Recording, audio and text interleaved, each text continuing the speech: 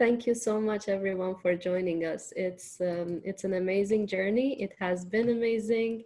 It's our 19th session today in 19 weeks. So I really appreciate your support, really appreciate for the people who have been with us so far and each and every one of the sessions.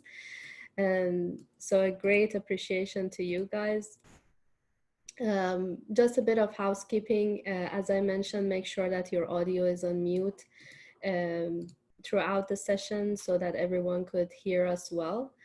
For the Q&A, we're gonna take some of the Q&A during the session, and I'm gonna raise some of your questions to Ian, to our host today. And then what I'm gonna do is that we're gonna have as well the dedicated time for the Q&A through the end of the session. So we're gonna take some of the questions at the end as well. Just make sure that you guys have your pen and pencil and everything with you. We're gonna record the session as well so that you can watch it again. You can always go and see our recorded sessions on our website. We have a separate section for knowledge series sessions that we had. So if you have missed any of our previous sessions, just make sure that you go online and visit our website, tca.ca, and you can watch all the previous recordings that we have done for the sessions. So you can watch them there. Just a bit of background about myself. Who am I? Who is TCAE? So my name is Suzan Ismaili. I'm the founder of the TCAE. I have been working in regulatory compliance and financial crime for the past 14 years. I have moved to Canada around a year ago. I used to live in Dubai and I used to work in Dubai. I used to be a consultant. Majority of my career into financial crime and compliance. And yeah, I moved here a year ago, and currently I'm working with one of the international banks and helping them with their anti-bribery and corruption program and covering Canada and Latin America.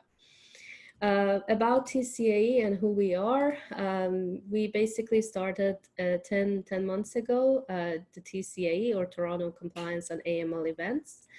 The reason for starting this was that I wanted to create a centralized place for all the events, webinars, and courses that are happening in Toronto and also in Canada. And basically give information and give everyone the information that they need to participate in all those events. Of course, now it's all webinars based, so we are advertising, or we are keeping all the webinars that are happening mostly in America, or let's say Americas, on our website. So we are expanding a bit of our jurisdiction. And with that, around 19 weeks ago, I started the Knowledge Series initiative. I created the, I understood that, you know, in this pandemic, what we need to focus more on would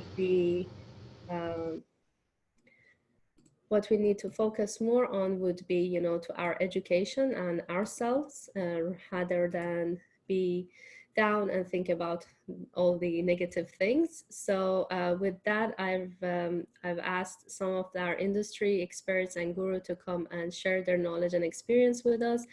So so we can get as much as advantage in this downtime, and get the benefit of having their information and sharing the information, and help us grow in our careers. So with that, I want to introduce you guys, you know, to our this week's speaker, and our guest, Dr. Ian.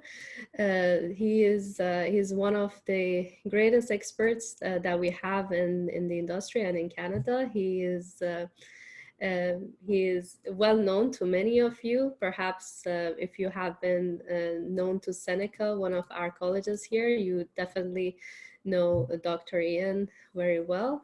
And so we have the pleasure to have him today with us. He has kindly gonna share his wealth of experience about terrorism financing, which is a very important subject that we barely talk about or have any session about. We always focus on money laundering, but we never focus on the importance of the terrorism financing.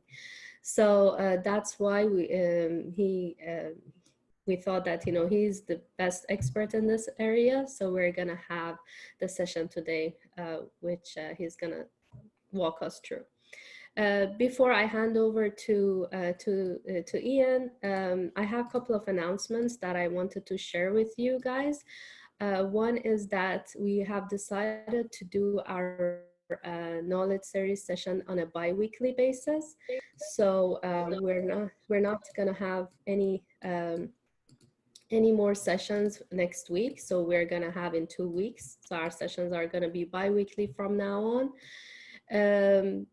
And another important things for the people who are based in Canada and specifically based in Toronto, if you guys have not yet registered for our networking event, which is happening this Monday, make sure that you do. This is a very interesting networking event. We have the second virtual event that is happening. We are having majority of our previous speakers coming in and joining us. So don't lose this opportunity, to be with us. We are closing the registration by end of today. So make sure that if you have not already registered, come in and register. We're gonna have our recruiters, one of the recruiters as well on the session as well. So for people who are looking for job, for moving, or they want to transition into their career, it would be a best opportunity, to participate and come in. Another thing that I wanted to say as well is that for the people who are looking for jobs and career development in Canada, or they are newcomers and they're still not yet found any job, I would appreciate if you can contact me after the session. Send me a note and let me know that you're looking for a job, so that I could help you out as much as possible.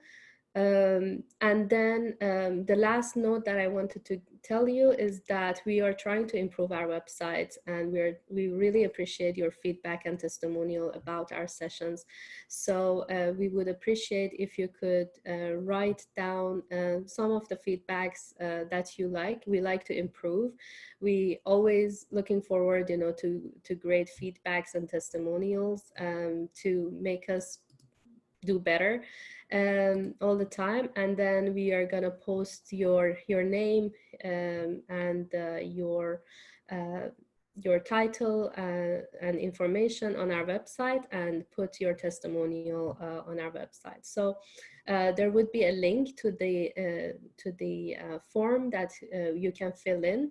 We're gonna put it on the chat box as well. We're gonna email it to you. So if we could take some time, to do that, we would really appreciate. So with that, I want to hand over the floor to Ian, and help if he can tell us more about himself. We would like to know more about his experience, about him, and then if he can walk us through this amazing session today. Thank you so much for the introduction, Susan. I think I definitely am hopefully going to meet expectations. I know this is the 19th session, as you said, and I've seen a lot of prominent individuals presenting before. I know expectations are high, so hopefully I will meet those. So my name's Ian Messenger. I'm from the UK originally, so I do have a bit of this accent, kind of softened because I have spent some time around the world. I'm now residing here in Canada, where I teach through Seneca College, where I teach on their Bachelor's of Criminal Intelligence Analysis. specifically on anti-money laundering and counter-terrorist financing. I also teach a short course through Dalhousie University here on global and domestic terrorism, much broader than just terrorist financing, but it looks at terrorism as a whole. I came to Canada in 2016 from the UK, where I was a police officer for just over 10 years with the Serious Organised Crime Agency, as it was previously called, later transitioning into what was called the National Crime Agency, where I spent my career largely in financial crimes and terrorist financing, largely in the Middle East and Asia region.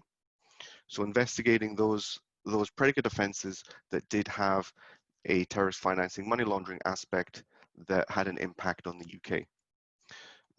Due to my wife's Canadian, we moved to Canada, and I felt it was a perfect opportunity to move into academia. And this is where I find myself today. And hopefully, what I'm going to run through in this session on terrorist financing will be of interest. I know working in compliance, as Susan said, we do tend to focus a lot on money laundering. But I hope as we go through, we'll see that the movement of funds, the type of activity we see with terrorist financing, it has many similarities, but also quite a few differences as well. So through the way I've structured this session, obviously talking about myself for a little while, as I always like to do, I'll go through the learning outcomes. We'll have a look at the differences and the similarities between money laundering and counter-terrorist financing. We look at the different types of terrorism, and this is a really important section, I think, looking at the different types of terrorism, because if you watch the media, if you hear the discussions out in the outside world, there's normally one type of terrorism which tends to get talked about, and it's really it's not doing the subject credit if we don't look at the other types of terrorism which, as compliance officers, you may see in your day-to-day work. We look at the cost of terrorist events. So again, this will be a really interesting counterpoint when it comes to money laundering. I won't spoil that that session until we get there. And then we'll look at some of the red flags of counter-terrorist financing. Really coming from the perspective of the compliance officer, looking at those indicators of terrorist financing which you may see in your day-to-day work, and then the key actions for the compliance officer, specifically if you identify or suspect you've come across a client involved in terrorist financing, what are the next steps you should take. And then as a final point, we'll just have a quick chat about some further learning opportunities that exist in relation to counter-terrorist financing.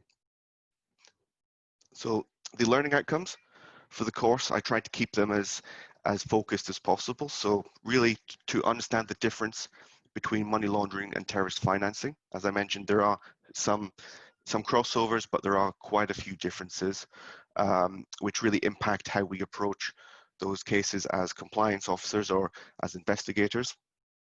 We'll look at the red flags, both the red flags as discussed by FINTRAC, the regulator here in Canada, but also some more anecdotal red flags that we may encounter. And then finally, to understand the responsibilities and the key actions that a compliance officer should take, as I say, if they identify potential terrorist financing. Who am I? I think I spoke a little bit about who I was, but my current two roles are with Seneca College and with Dalhousie University, coming from the UK.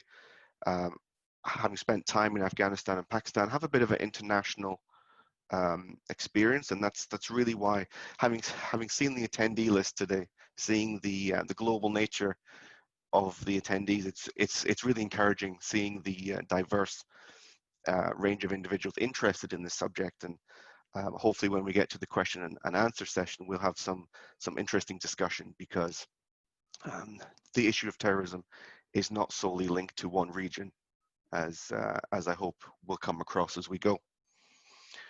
So moving on to our first topic is money laundering versus terrorist financing.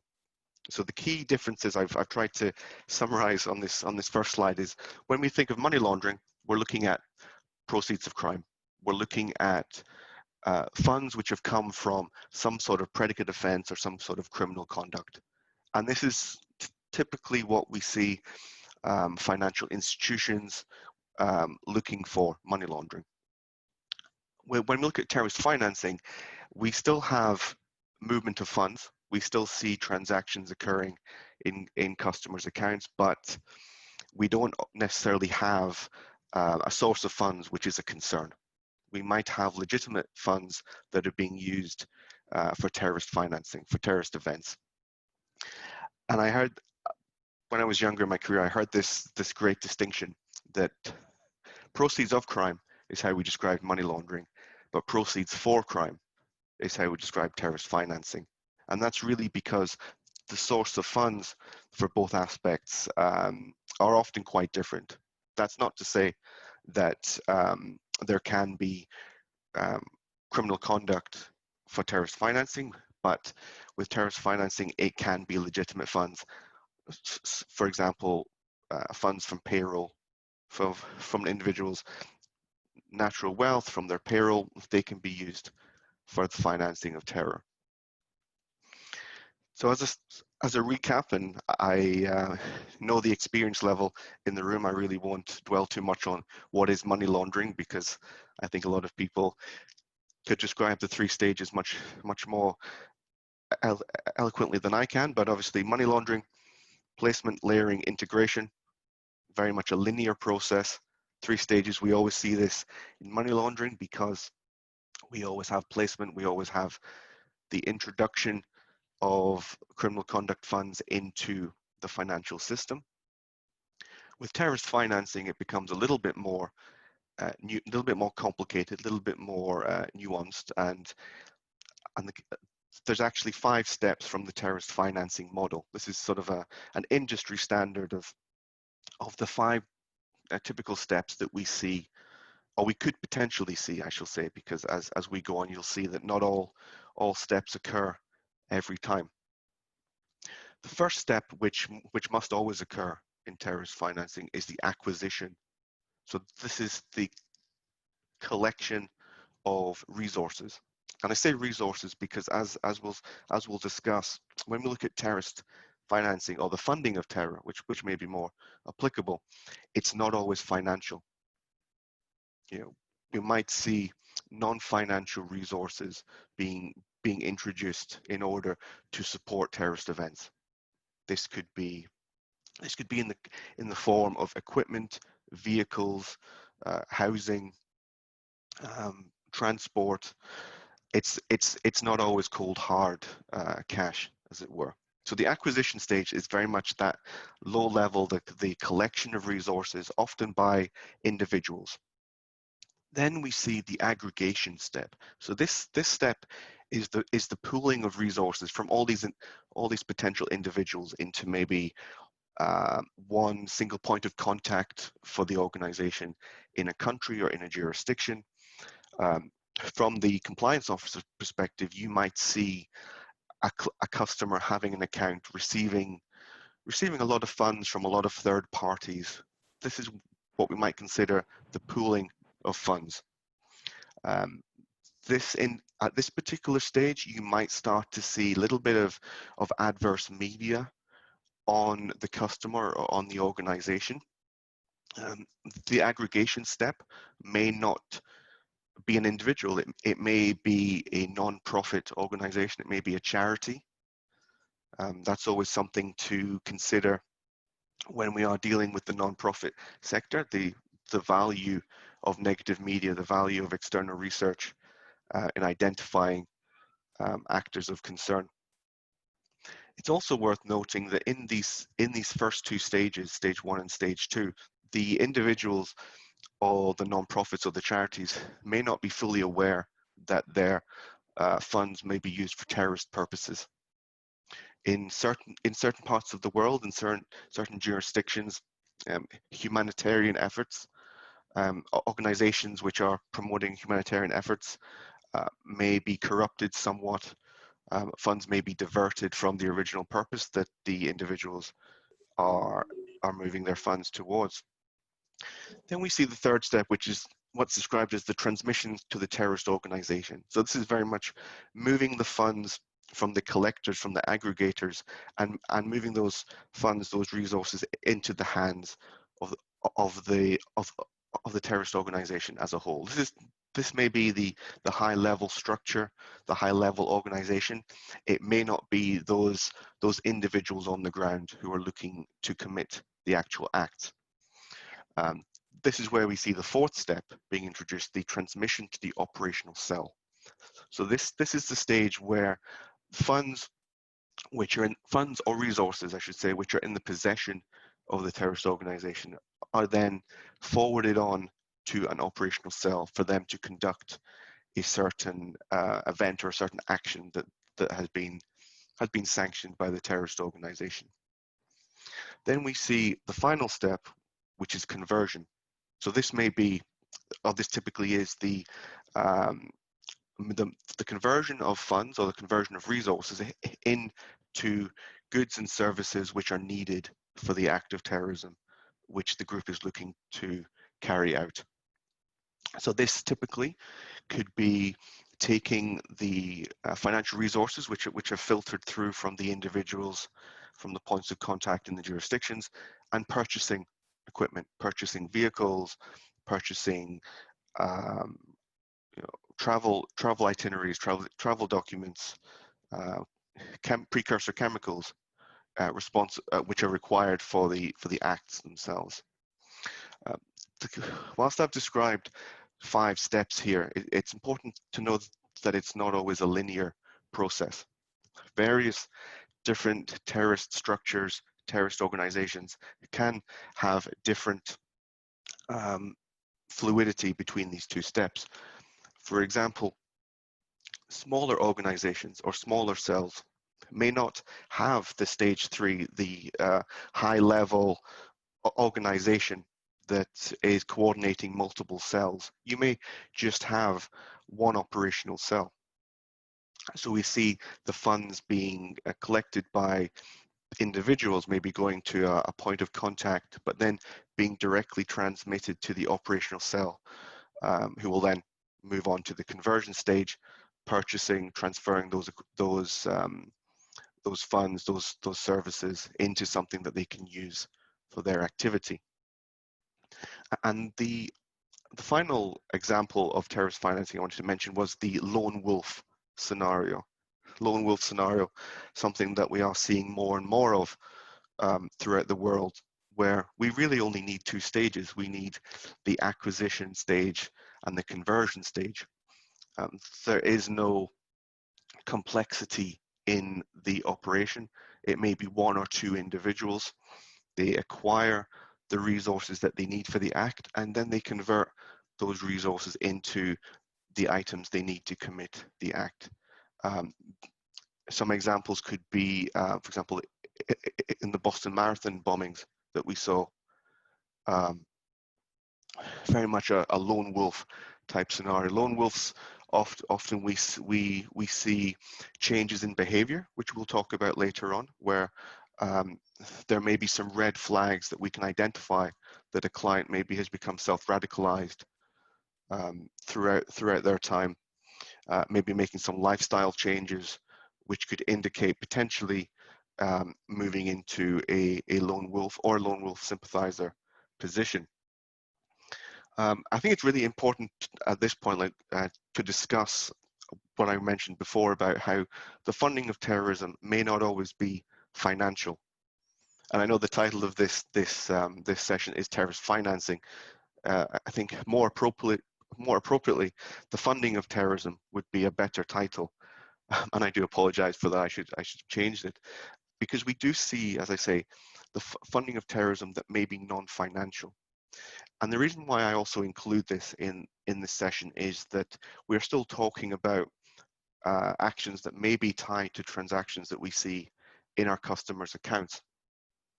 For example, if we think about some of the physical resources that could be converted, or could be traded amongst groups. I use the example here of, drugs, cars, high value luxury items, where we see a terrorist group um, acquiring high value items, um, maybe legitimately, maybe as a way of disguising the actions. Specifically, luxury items and cars are one. It's a very movable asset, movable high value asset, um, that once acquired can be converted by the terrorist organization with the funds, the cold hard cash that comes from the selling of those items being transmitted to the operational cell. In this example, we might also see a secondary conversion occur. So when the funds have gone to the operational cell, we might see those funds then being reinvested or spent elsewhere. So the key takeaway here is that if we look at the steps involved in here, we've gone from step 1 to step 5 to step 4, possibly going back up to step 5 again. I say some examples of the non-financial resources: cars, drugs, luxury or high-value items. And can I stop you for a minute? We have a couple of questions. Maybe you can help us with that. And Mina is asking, she needs more detail about lone wolf that explained. Perhaps can you give some examples so that it could clear up her question?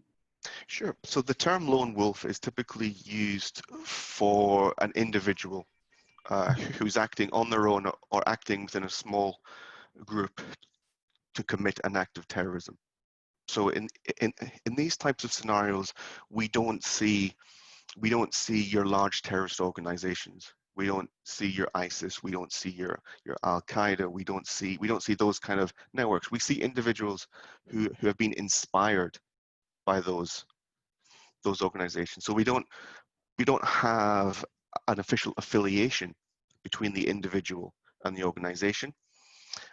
Lone wolves, typically, thanks to the internet, thanks to Zoom, thanks to all the technology that we have, it's very easy for individuals to go online, to learn about certain ideologies, certain groups, their behaviors, and individuals who maybe come from a certain background or a predisposition may um, find some commonality, find some common ground with these organizations and their values, and look to commit acts of terrorism, which they feel would further those goals. Um, helpful if you think about what terrorism is, and that's another open question because there are so many different definitions of what terrorism is, but it's an act of violence. So an act of violence for an ideological or political motivation. So lone wolf is one of the hardest types of terrorism to actually identify because um, there's no large organization, there's no large footprint. There's not a lot for law enforcement, for the intelligence services, for the financial institutions to actually get their teeth into, as it were. It's quite often post event when we comb through the individual's browser history, their search history, their associates. It's at that point we can actually say, oh yes, this individual was inspired by this organization. So really, the lone wolf is really where compliance officers have the hardest time, quite frankly, because you may not see the level of adverse media. Your external research may not bring up too much negative findings. Right. Yeah, does Yeah. that answer the question? Yes, absolutely. I guess everyone else as well asking the same questions, and they want more clarification on. I think you explained it very well. And can we say that they are more, let's say, dangerous than the the other groups of terrorism? I think to call one individual more dangerous than the other when it comes to terrorism is a little bit challenging because, as we see with all types of terrorism, there is that act of violence. We'll see in later slides the disproportionate impact that individuals or groups can have on their victims. What I would say, going back to my previous point, is that in some respects, lone wolves they could be considered more dangerous because they're harder to detect. Hmm. And that's potentially where I wouldn't, I would be conscious of using the word dangerous. I would say maybe they're harder to identify. Okay. Yeah. Good point. Absolutely. And I think that would be the last question from this section. Which stage do you include the misuse of historical monuments and possessions of land to carry out terror activities like training, etc.? Is it the acquisition stage? It's actually the next slide. So if we move on Awesome. to the next slide, I'll hopefully answer that question and give some context. That's great.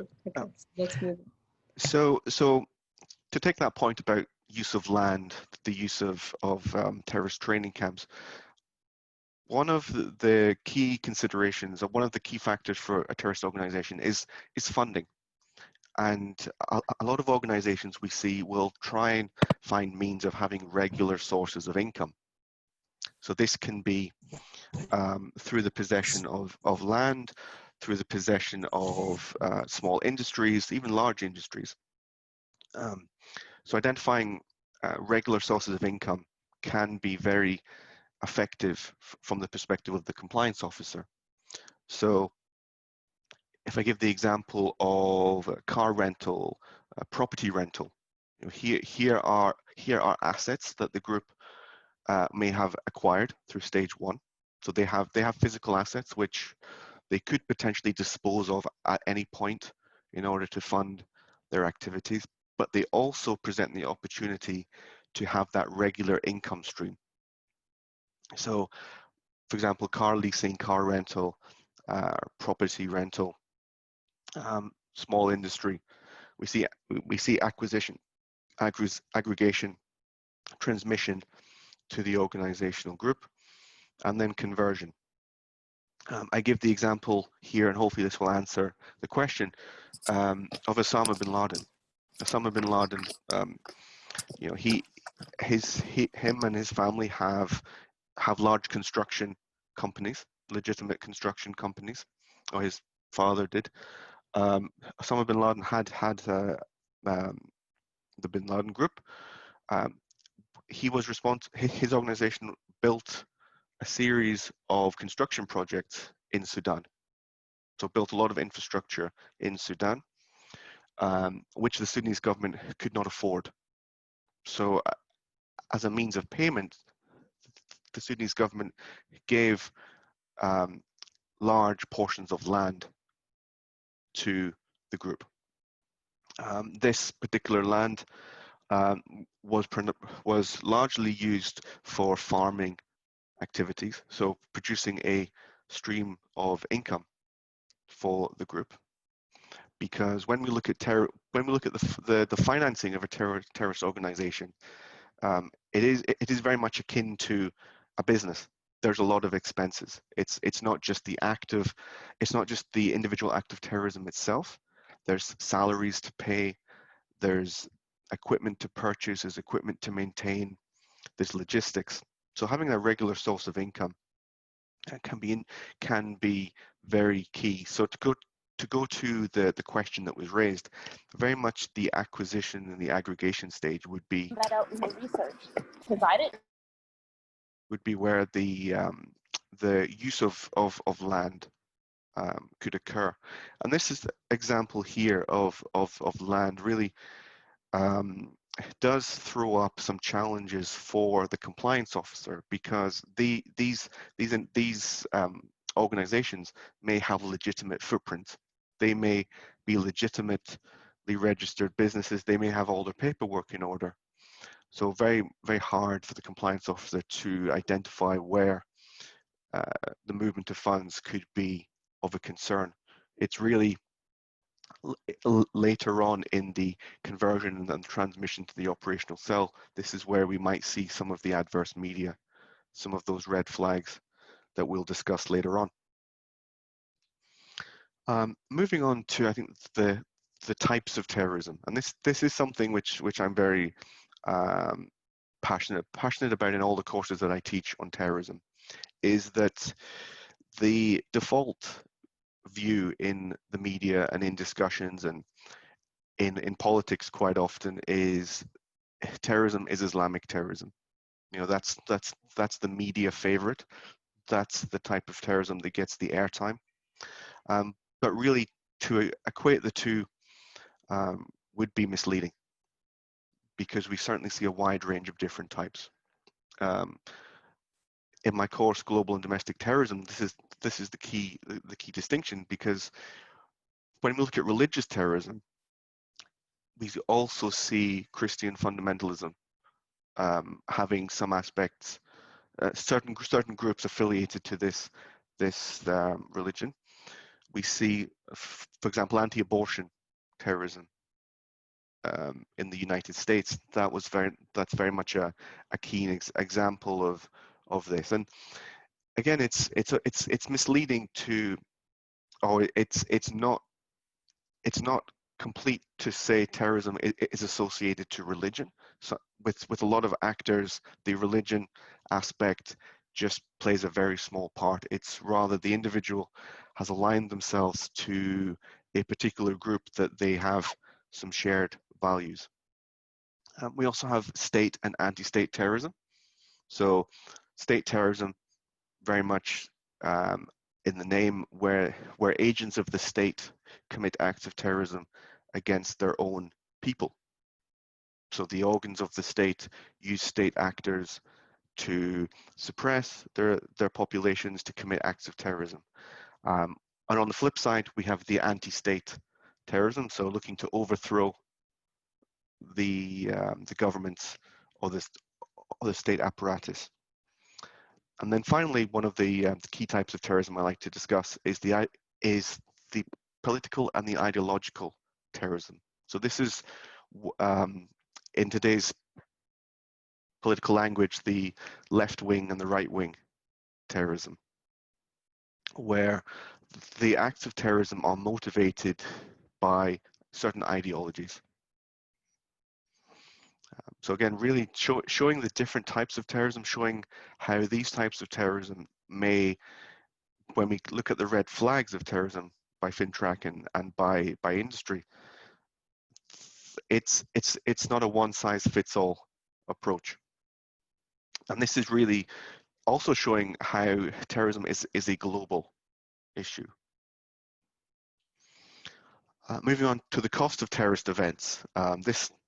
This particular slide, I chose some of the more prominent examples that that individuals may be familiar with, if they're not overly familiar with the issue of terrorist financing. I've taken some examples and showed the dollar value of the activity. I've quoted them in USD.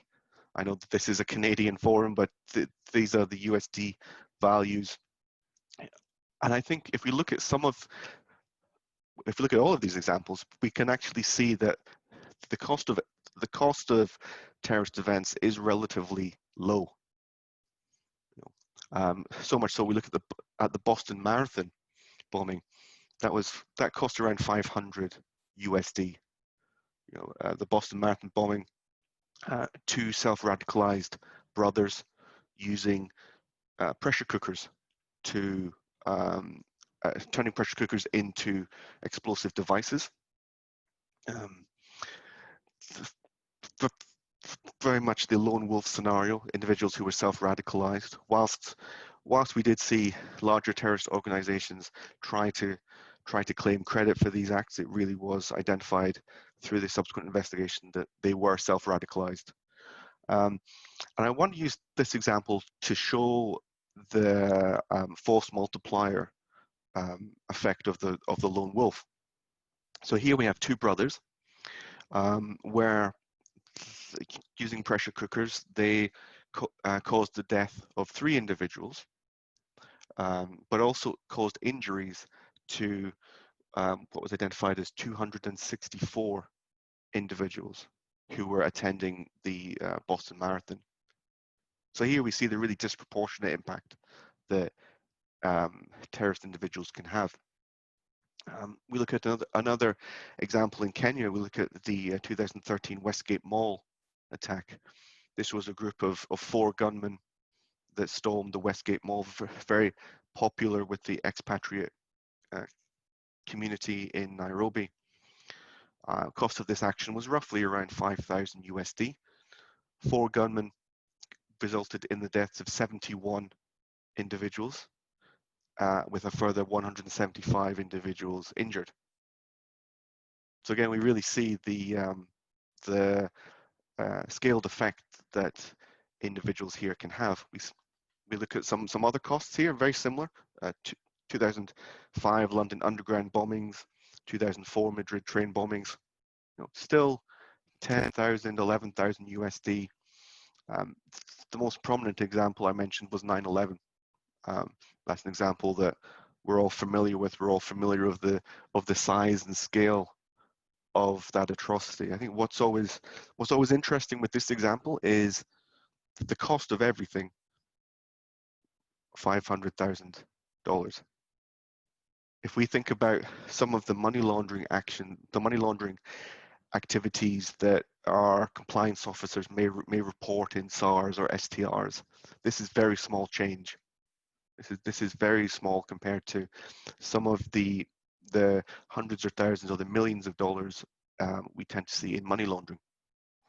And again, it really goes back to showing that these are the proceeds for crime. So very much the logistics, the purchases that these individuals, the logistics needed for these activities, largely everyday items. There's not a whole amount of specialized equipment, specialized training, excluding 9/11. That's maybe why we see the extra costs there. We did have slightly more logistics involved there. So key takeaway for this is certainly the cost of terrorism is quite low for a quite high impact. So after discussing the money laundering versus terrorist financing, a quick summary of the similarities and the differences. So both terrorist financing and money laundering have multiple stages. In the case of terrorist financing, may not be linear, like we see with the placement, layering, and integration in money laundering. We can also see the same techniques, the same financial techniques used to move money for both terrorist financing and money laundering. And this is quite frankly because money launderers have a very tried and tested way of moving their funds through the financial system. So it wouldn't be uncommon to see, shell companies, shell banks, shell accounts, informal value transfer systems, Hawala, Western Union, PayPal, those kind of organizations being used for both terrorist financing and money laundering. Obviously, with differences, there are quite a few. Money laundering, we're trying to clean that dirty money. For terrorist financing, we're using any source of funds to commit or fund a terrorist act. So motivation is very different. We touched upon the non-linear nature of terrorist financing, how we can switch between those different stages. We don't have to go 1, 2, 3, 4, 5. Scale. I mentioned scale in the last slide that the cost of terrorist financing is quite low versus the type of movement of funds you may see in a complex money laundering scheme. One of the final money laundering investigations I led in the UK, we were looking at multi-million dollars. So you contrast the multi-million-dollar money laundering scheme with the $500 cost of the Boston Marathon bombing. Very, very different.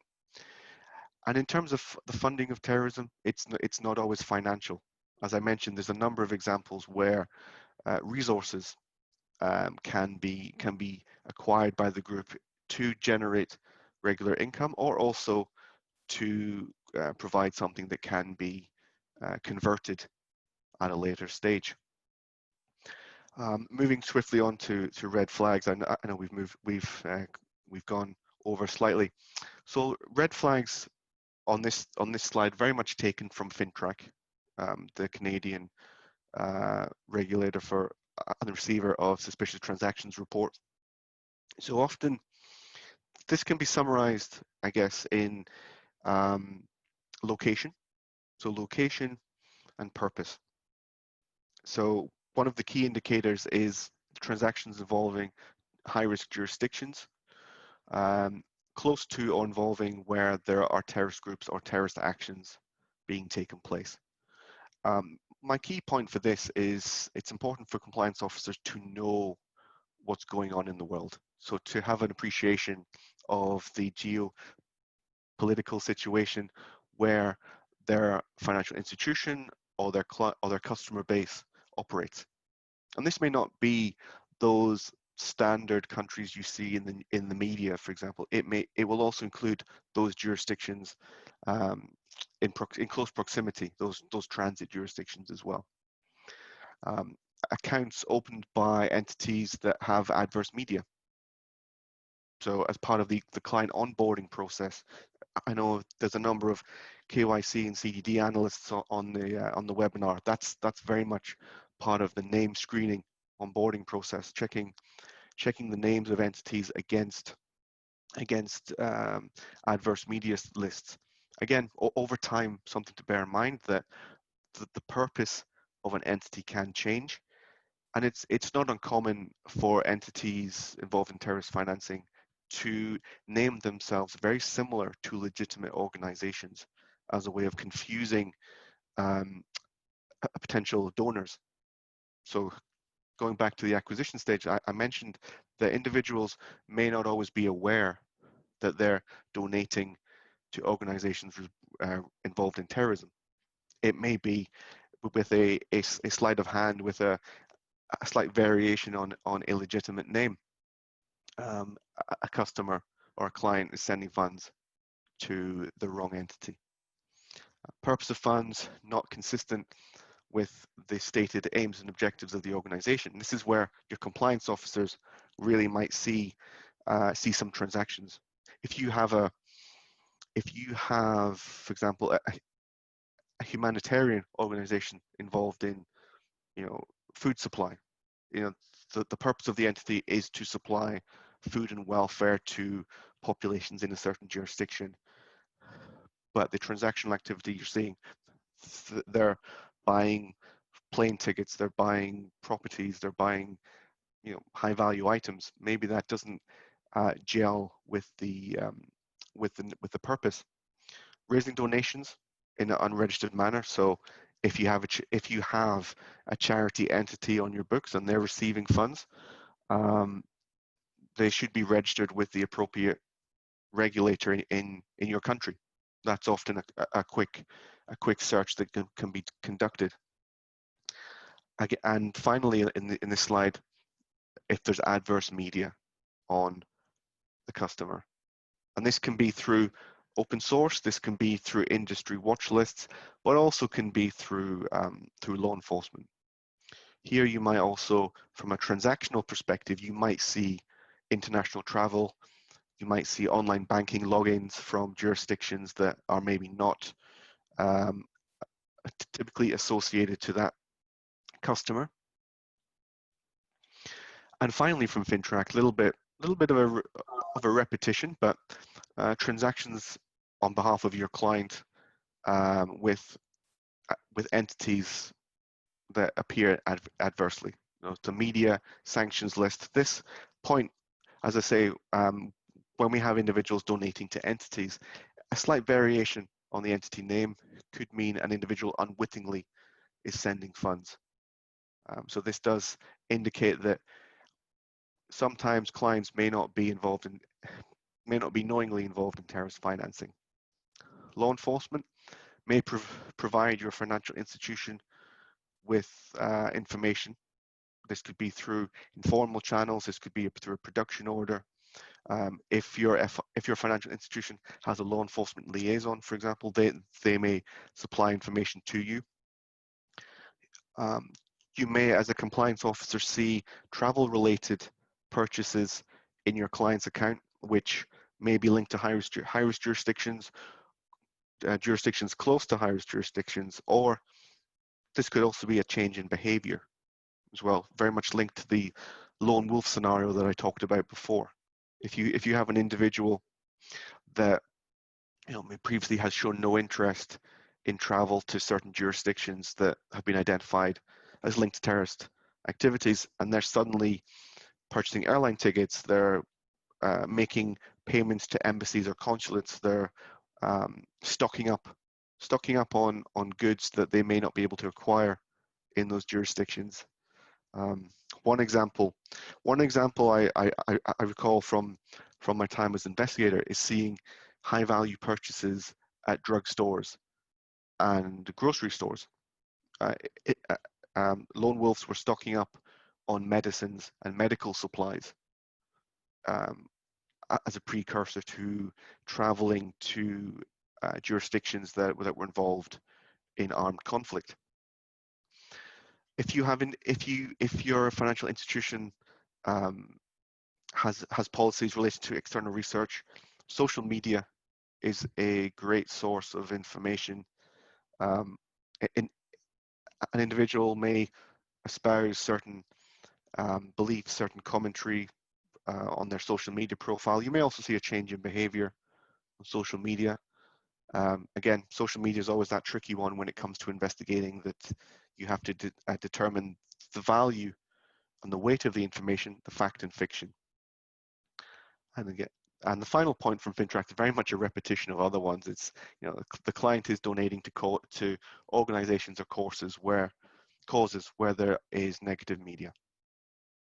And this could be for a wide range of reasons, mistake or intention. A few other additional flags like I thought about, which are much harder to definitively equate with financing. So a change in name. We may see certain types of terrorism, and an individual self-radicalized may change their name. We often see this if a client has an anglicized name and they change it to an Islamic name, for example. A little bit of a cliche there, I'm afraid, but we do see change in names. From the compliance officer perspective, credit bust outs, the acquiring of a lot of credit and then withdrawing all those funds, applying for a wide range of credit products as a way of financing their activities, the settling of financial affairs. So if an individual is planning to move to a conflict zone and they think they may not be coming back, for example, they may choose to put actions in place to make sure their family, their loved ones back home are cared for. Examples here, you see a customer may inquire about wills, inquire about changing names on mortgages, opening up joint accounts so their families have access to their funds, purchasing of travel items. Again, I think FinTrack covered that quite nicely. If an individual is moving to a conflict zone, they may stock up on items that may not be available there. The internet banking logon. If you have a client that is logging in to high-risk jurisdiction, logging in from high-risk jurisdictions, you might see IP addresses, which a lot of financial institutions do have internal screening lists. And finally, social media. Again, people like to comment, like to tweet, like to post. A lot of that is open source. And last but not least, the key actions for the compliance officer. And these 5 things probably are not too much of a surprise considering what we've talked about. Being aware of your internal procedures relating to terrorist financing. So, being aware that as a compliance officer, if you see terrorist financing, do you escalate that to a senior manager? Is there a risk committee, for example? Is there a law enforcement a liaison that should get that information? This will really vary bank to bank. Given the international nature of this webinar, really knowing the terrorist financing risks and the geopolitical situations of your client base. So a customer base in Canada may be very different from a customer base in Pakistan, for example. Each will have their own types of terrorism risks that need to be addressed.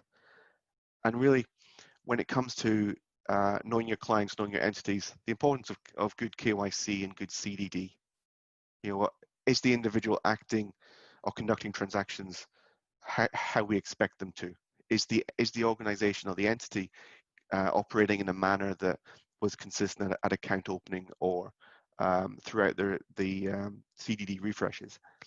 But the key thing is, as a compliance officer, if in doubt, if you're not sure about your processes, if you see some indicators that you think might be terrorist financing, but you're not sure, then escalate. Because I think, as we saw in the cost of terrorism financing slide, there is one or two individuals can cause massive harm from their acts of violence, and it's really better to be safe than sorry. And that was the end of my presentation on terrorist financing. I just wanted to mention as a point of further learning, we do have a special offer for those on the webinar for the DeHousey Global and Domestic Terrorism online course, 12-week online course. Covers not just terrorism financing, but the underlying activities of terrorism as well. If you're interested, please do reach out to Susan or myself for this, and I can facilitate the registration. That was amazing. Thank you so much, Ian. Thank you. I know I ran over, so hopefully if you can stay on the call, we can answer some of those questions.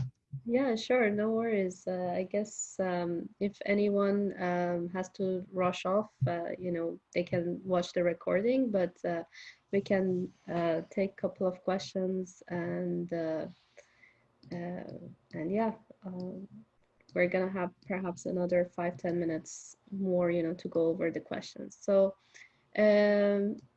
we had a lot of questions on the chat box, so thank you so much everyone for being so engaged and asking questions, answering the questions. So it has been an active and engaging session. Couple of questions which I thought, you know, that I could raise them to you is that what is your take on organized crime linked to terrorism, fundraising and support specific? So that's a very good question, and it really has the debate and the observation about organized crime and terrorism have evolved over time. Really, very much the large connection between organized crime and terrorism is the structures and the logistics for moving funds. You know, you may have those terrorist organizations that do their fundraising from organized crime. Drugs are a big motivator, especially in those jurisdictions that are drug producing countries. The motivations, I would say, are different. So the typical organized crime activities you may observe would be for the purpose of directly funding these terrorism. Conversely, you may see organized crime groups that have no connection with terrorism, but they're still operating in these high-risk jurisdictions. The motivation is different. Where you see a connection between organized crime and terrorism, you know, as I mentioned in the similarity slide, the use of the tools and techniques for moving funds or for smuggling resources, for smuggling individuals. You know, with organized crime, they have it very tried and tested. The use of shell companies, shell banks, trafficking routes. They know, you know, when it comes to people smuggling, for example, they know the weaknesses. They have the routes. It's not inconceivable that those same routes can be exploited by terrorist groups moving resources the other way. Great. Absolutely. Awesome. Another question that we have is that what do you think about the COVID-19 and the impact and effect on the terrorism financing? Do you think that, you know, with the COVID, was there any impact on terrorism financing? So it's hard to really say at this moment what the impact has been, but I think initial observations has been that COVID has like many aspects complicated the activities of terrorist organizations. On the one hand, we see some terrorist groups who've been advising their operational cells, their followers, to refrain from conducting activities for fear of catching COVID themselves and becoming non-operational. In some jurisdictions where there has been lockdowns and there has maybe been a scaled back of state security forces, we've seen terrorist organizations step up their attacks to exploit the vulnerabilities. So as a compliance officer, you may see an uptick in fund transfers in the funding activities, because there is that much more immediate opportunity, should we say, to commit the acts. So as a compliance officer, you may see a spike in activity, whereas previously the funding bodies may have taken a more gradual approach to avoid detection. You also might see, if you're from a high risk jurisdiction, for example, I know there's a number on the call, you might see individuals more involved in preparing travel. I think it was there was reporting just this week from ISIS that they have been advising some of their followers in the higher jurisdictions to travel to Europe, to travel to the West, to become infected with COVID, to spread COVID. So as a compliance officer, you might see those travel-related indicators.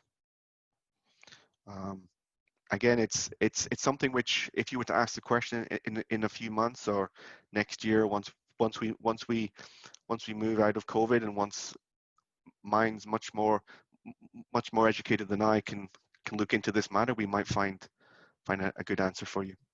Yeah, absolutely. Yeah, that was a great answer. I think another question came along was that what would correspondent banking role in monitoring of terrorism financing payments would be?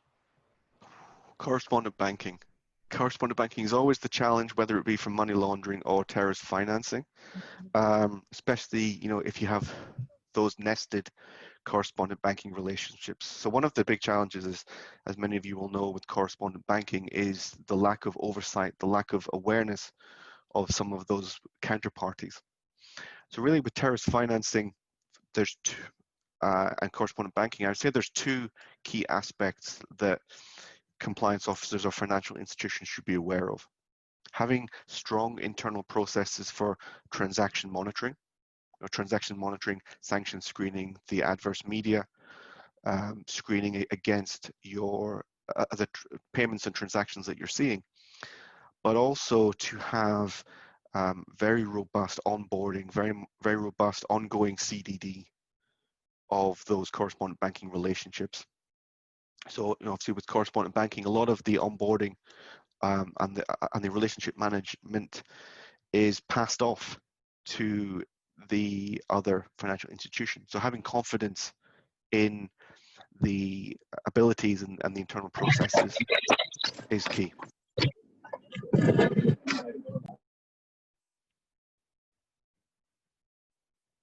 Absolutely. Okay, just guys, make sure that you're still on mute till we finish the session. Okay, I think another question came across that was in relation to regional perspective of the terrorism financing. Do you think that terrorism financing is a regional concern or a global concern? That, that's a great question, and I hope to talk about that slightly in the types of terrorism slide, because very much terrorism is a global issue. Both from a funding of terrorism, so you may see those individuals involved in acquisition or aggregation being involved throughout the world, channeling funds to certain regional jurisdictions. But then conversely, you will see terrorism groups operating in a multitude of different countries. So as I say, you have Islamic terrorism that will occur in certain jurisdictions targeting certain regions. You'll see the Christian fundamentalism aspects of terrorism that are more prevalent in other jurisdictions. We see this in the US, for example, with the anti-abortion movement historically. You look at South America, for example, you see ideological terrorism. You see the left and right wing terrorist groups in Colombia. So really, it is a global issue. It will just vary regionally what type of activity you, as a compliance officer, as an investigator, might see. So really hammering home the importance of individuals involved in the monitoring and compliance, fully knowing and understanding the risks that their customer base presents. Great. Yeah, absolutely. I agree with that. And I think the last question that we have is that, when, as an AML investigator, we usually put our AML glasses on and we look at transactions and we assess the transactions, based on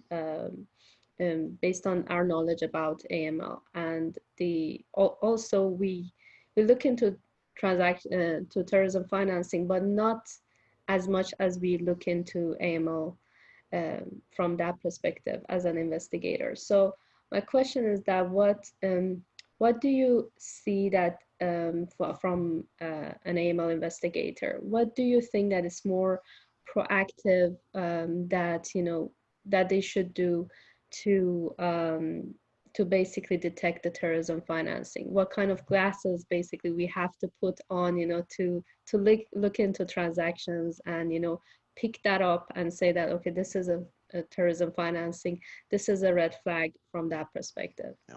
That's a great question. I really like the question, so thank you for the person that mentioned that. The key word there, I think, is proactive, and that's something which throughout my career, both in law enforcement and in academia, is the need to continually adapt yourself as a professional to the changing environment. So we talk about AML. I think historically a lot of financial institutions had siloed roles. So you would have an AML investigator role, you'd have a sanctions investigator, you might have a terrorist financing investigator role, and to put my Seneca hat on, you also may have fraud as a separate discipline. I think the way the market is going, the way financial institutions are structuring themselves, you have to almost be a jack of all trades. So you have to have that larger compliance professional knowledge. So the individual that said what should they do, very much it goes to education and knowledge. I'd say seek out and reflect on where your knowledge gaps are. There's a wide range of courses, a wide range of learning opportunities in terms of financing, for example, but also to be aware of the type of customer base that you have. If you have a customer base that is more predisposed to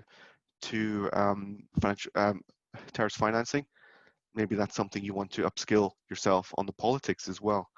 I think the key, like if you have to narrow it down to one sentence, I'd say it's not always about the source of funds. So when we look at AML, for example, we're always looking for what's the source of funds? Is there any concern with the source of funds that would necessitate placement would start the money laundering scheme, whereas terrorism financing and other type of fraud, for example, sanctions, for example, source of funds may not be an issue. Source of funds may be completely, above board and legitimate. So knowing your customer, knowing the topologies, what to look for, and having the confidence in your decisioning as well. I think that's that from the last point. If in doubt, escalate, or it's much easier to escalate something where you think is terrorist financing and it turns out not to be. Yeah. The consequences of not doing so could be obviously a little bit more impactful. Yeah, absolutely. I agree. I agree with that. It's when in doubt, ask the questions or escalate. That's the best approach as always.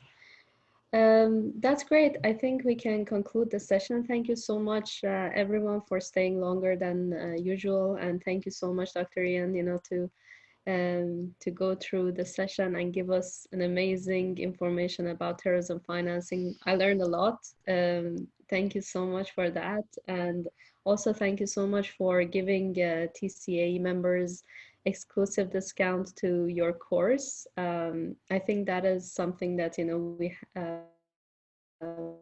everyone should consider if they want their career and know more about terrorism financing, because this is something that we barely talk about, and we barely have information available even on it. So it would be a great course to do. So thank you so much for providing exclusive discount for our members. Appreciate that.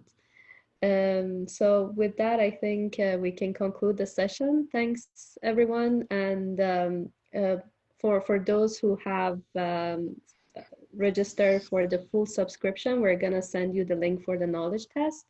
And you're going to receive the link by end of today. And you can complete your test and get your certificate on. And we would still appreciate if you could let us know your feedback and testimonials. We will send you an email with the link, and as well we will send you the link to the course for the terrorism financing. If you are interested to be a part of the course, you can feel free to contact Dr. Ian and I, and we can help you with any question that you may have. So thanks, everyone, and have a good long weekend for our Canadian friends, and have a great weekend to the rest. Thank you, Susan. Thank you. Thank you, Thanks, Ian. everyone. Thank you. Sure. Thanks, everyone. Have a great Bye-bye. Thank you. Bye.